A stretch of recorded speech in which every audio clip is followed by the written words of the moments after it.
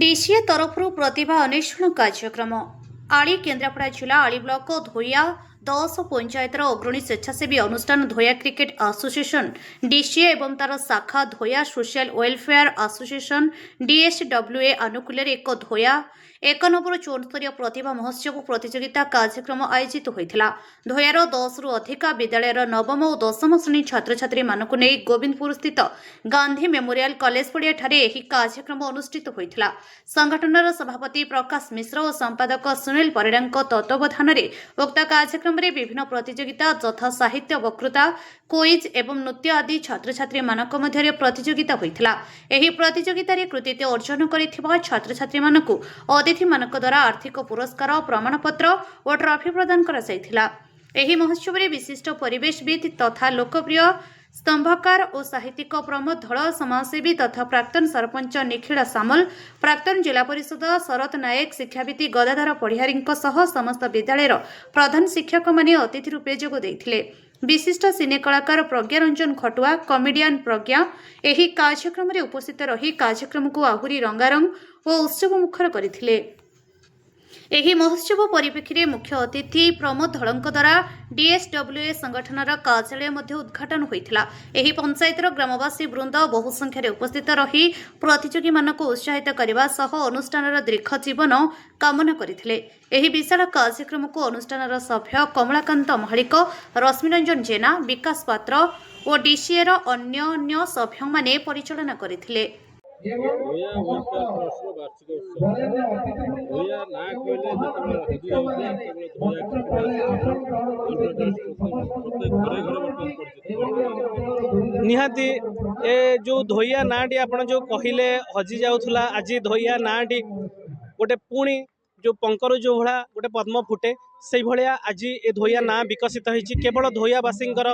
भल पाइबा पाई आज एते भल पाइबा देइचंती कि जे आमे धोइयार घरे घरे परिचित होई पारिछु एवं आगामी दिन में आपण देखिथिबे आमे जो धोइया सोशल वेलफेयर एसोसिएशन केवल लोकंकर जो जो माने हेल्थ कंडीशन खराब होउथला अदर जमिति कि प्राकृतिक दुर्विपाक होउथला एही क्षेत्र में सहाय्य करूथला किंतु ए वर्ष आमे गोटे काम करिछु जोटा कि शिक्षा क्षेत्र में किछि प्रयास नूतन किछि प्रयास आनिया पई शिक्षा क्षेत्र को आगु नवा पई आमे पिला मानन पई गोटे मंच करिछु जो थरे कि आम धोइया अंचल पिला आगामी दिन में विश्व दरबार रे से माने स्थान पाई परिबे। आमको से मुख्य वक्ता हिसाब से भुवनेश्वर डाक कि मो घर भी धोया अंचल तेणु बहुत किसी वर्ष पूर्व धोया अंचल गोटे गाँव गोटे गाँव को जावाई गमनागमन नाला कि क्या झाड़ू ना तो रास्ताघाट हो जाइए किंतु ये धोया अंचल 10टा पंचायत को ये खेल मध्यम वेलफेयर मध्यम पिला माने युव समाज एकाठी कर बहुत बड़ कथा तापर आप जो टैलेंट सर्च आगुरी गोटे परिवार टैलेंट से देखे देखे जाऊे ऑर्डिनरी स्कूल पिला तो टैलेंट देखले नृत्य हो गीत हो क्विज हो यहाँ डेफिनेटली राज्य स्तर दिन पहुँच सन्देह नहीं तो बहुत खुशी खबर।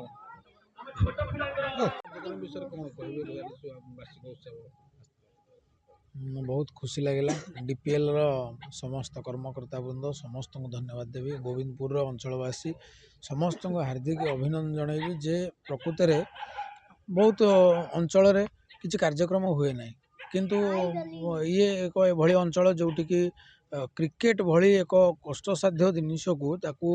टूर्नामेंट रे परिणत करी रात्रि समय रे लोक माननकु एक मनोरंजन जोगेबा एवं ता सहित अनेक क्रीड़ाविद माननकु माने ठीक स्थान रे पहुँचेबा सेमानकु सफलगामी करेबा कारण आपण माने क्रीड़ाविद हुंतु कलाकार हुंतु जी जो स्थान रे अछंती तांको पई गोटा स्पेस दरकार जो स्पेस रे सेमाने निजर कमाल बा निजर अर्जन करथिबा शिक्षा को देखै परिबे तेणु यह एक सुंदर पड़िया गोविंदपुर जोटि कि क्रिकेटर माने सेमानंकर अर्जन करथिबा शिक्षा बा विद्या को एठी से देखै परिबे एवं सफल हुंतु बा जी विफल हुंतु किंतु जीवन रे आगो को जीवार ये गोटे सुंदर पड़िया आ सुंदर रास्ता कर्मकर्ता मन कोन कहबे सदस्य मन कोन कहबे बहुत मु अंतरु धन्यवाद देवी कारण एते डिसिप्लिन भाव रे आ समस्ते भद्र आउ सुंदर कर्मकर्ता वृंद समस्तଙ୍କର सहयोग रही एकता नहले कौन बड़ अनुष्ठान हो पारे आम भी गाँव में अनुष्ठान करूँ तेणु अनुष्ठान सब सामूहिक आवश्यक जड़े चाहिए अनुष्ठान करें ए अनुष्ठान केते वर्ष हम 7 वर्षर अनुष्ठान तेणु कहीहबनी यह 70 वर्ष कि 170 वर्ष जाए एमती ये रही जदि सामूहिक भल पाइबा और एकता रही समस्तଙ୍କର कारण देखु ये गोविंदपुर एक वर्ष को थरे लोक अपेक्षा करते जे आमर टूर्नामेंट हम अमुक दल आसवे समक दल आसवे तेणु अंचल हाँ धोया अंचल जेते अच्छा अंडर रे तो समस्त गोटे उत्साह उद्दीपना रही जे आम अंचल वार्षिक क्रीड़ा गोटे होउची तेणु आकु सरकार तरफ साहाय्य मिलवा आवश्यक एवं आकु सेतिकी उच्चतर स्थान को नवा आवश्यक कारण यूटू खेला देखिए एमती भी खेला अच्छा समस्ते गाँ माटी जाकि मनीष होती आम भी आर्टिस्ट हो गाँव रही यात्रा पेंडाल किए स्वर्गु पड़ी कि आकाशरू पड़ी है तेणु यही पड़िया अनेक दिन क्रिकेटर तैयारी करें कि माने भूल न तेणु धन्यवाद। आज धोया सोशल वेलफेयर एसोसिएशन वार्षिक उत्सव में जोग देती मुख्य अतिथि हिसाब से मत बहुत भल लगे जे आज जिते आम 77तम साधारणतंत्र दिवस ये पालन करी ये धोया अंचल जो 10टी पंचायत को एकत्रित करी विभिन्न प्रकार सामाजिक सांस्कृतिक एवं खेल को लेकिन शिक्षा को लेकिन आगू को बढ़ी एक युवक मानकर एसोसिएशन जोटा कि 18 मेंबर आरंभ है कि आज 300 मेंबर रे पहुंचे तांको सहयोग सुजोग देवाई आहरी अनेक संभावना अच्छी तेणुक आम ये जिते लोक एकत्रित होते मो तरफ अनेक सहयोग हाथ बढ़ाई देवाई मत लगुच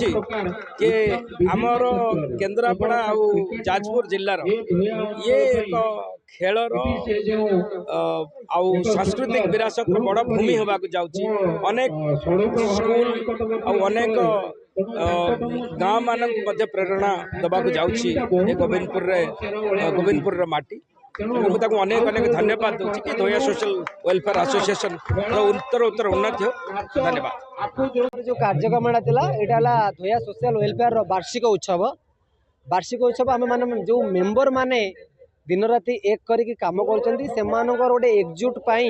आम वार्षिक उत्सव पालन करूँ से आपड़ देखुए प्रज्ञ खटुआ को आम वार्षिक उत्सव डाकिचु से